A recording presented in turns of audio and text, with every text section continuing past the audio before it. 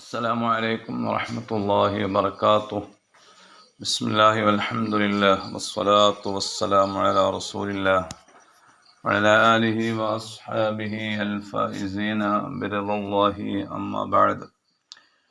ഫിഖ്ഹ് പാഠം 144.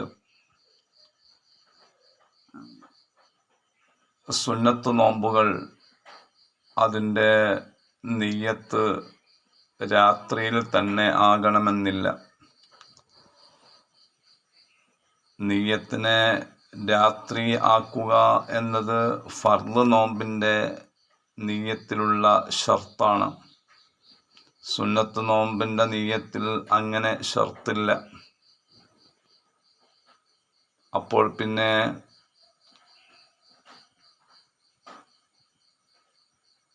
നോമ്പ് ദിവസത്തിലെ സവാലിന് മുമ്പ് അഥവാ ഉച്ച തിരിയുന്നതിന് മുമ്പ് നിയ്യത്ത് ഉണ്ടായാൽ മതി. സുബ്ഹ് മുതൽ നോമ്പ് മുറിയുന്ന കാര്യങ്ങളിൽ നിന്ന് ഒഴിവാകുന്നതോടൊപ്പം സൂര്യൻ മധ്യത്തിൽ നിന്ന് തെറ്റുന്നതിൻ്റെ മുമ്പായി നിയ്യത്ത് ഉണ്ടായാൽ തന്നെ ആ നോമ്പ് സാധുവായി തീരും. ഉച്ചയ്ക്ക് ശേഷം നിയ്യത്ത് വച്ചതുകൊണ്ട് പ്രയോജനമില്ല. അത് സുന്നത്ത് നോമ്പായാൽ തന്നെയും പരിഗണിക്കപ്പെടുകയില്ല എന്നതാണ് മദ്ഹബിലെ പ്രബലമായ അഭിപ്രായം. അപ്പോൾ സുന്നത്ത് നോമ്പ് അനുഷ്ഠിക്കാൻ ഉദ്ദേശിച്ച ഒരു വ്യക്തി അതിൻ്റെ നിയ്യത്ത്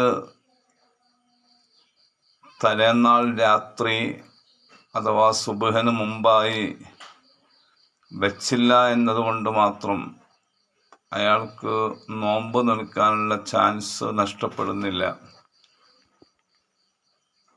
സൂര്യൻ മധ്യത്തിൽ നിന്ന് തെറ്റുന്നതിന് മുമ്പായി എപ്പോൾ നിയ്യത്ത് ഉണ്ടായാലും നോമ്പ് മുറിയുന്ന കാര്യങ്ങളൊന്നും അദ്ദേഹം ചെയ്തിട്ടില്ലെങ്കിൽ അദ്ദേഹത്തിന് ആ നോമ്പ്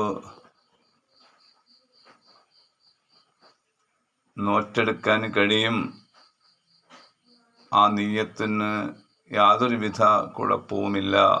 മഹാനായ സയ്യിദുനാ മുഹമ്മദ് റസൂലുള്ളാഹി സ്വല്ലല്ലാഹു അലൈഹി വസല്ലമ തങ്ങൾ ഒരിക്കൽ ബീവി ആയിഷ റളിയല്ലാഹു അൻഹയോട് രാവിലെ സമയത്ത് ചോദിക്കുന്നു, ഇവിടെ വല്ലതും കഴിക്കാനുണ്ടോ? ഒന്നുമില്ല എന്ന മറുപടി കേട്ടപ്പോൾ നബി സല്ലല്ലാഹു അലൈഹി വസല്ലമ തങ്ങൾ പറഞ്ഞു, എങ്കിൽ ഞാൻ ഇന്ന് നോമ്പ് നോക്കുകയാണ്. ആ ഹദീസാണ്, ആ സംഭവമാണ് സുന്നത്ത് നോമ്പുകൾക്ക് രാത്രി തന്നെ നിയ്യത്ത് വെക്കണമെന്നില്ല എന്ന നിയമത്തിന് തെളിവായി മഹാന്മാരായ കർമ്മശാസ്ത്ര പണ്ഡിതന്മാർ ഉദ്ധരിക്കുന്നത്. പക്ഷേ സുന്നത്ത് നോമ്പിനോടൊപ്പം റമദാനിൽ ഖളാ ആയിപ്പോയ ഫർള് നോമ്പുകൾ കൂടി നോൽക്കാൻ ഉദ്ദേശിച്ച ആളുകൾ അവർ ആ ഫർള് നോമ്പ് ആ ഖളാ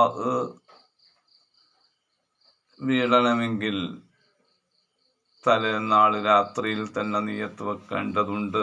സുബ്ഹിന് മുമ്പ് തന്നെ നിയ്യത്ത് വെക്കേണ്ടതുണ്ട്. കാരണം ഫർള് നോമ്പ് അത് ഖളാ വീട്ടുമ്പോഴാണെങ്കിൽ തന്നെയും നിയ്യത്ത് രാത്രിയിലാവുക എന്നത് ഷർത്താണ്.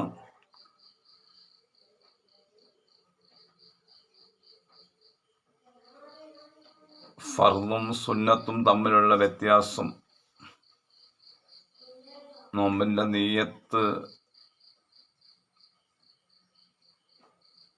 നോമ്പിൻ്റെ നിയ്യത്തിലുള്ള ഈ ഷർത്ത് ഫർദിൻ്റെയും സുന്നത്തിൻ്റെയും തമ്മിലുള്ള വ്യത്യാസം കൃത്യമായി മനസ്സിലാക്കേണ്ടതുണ്ട്.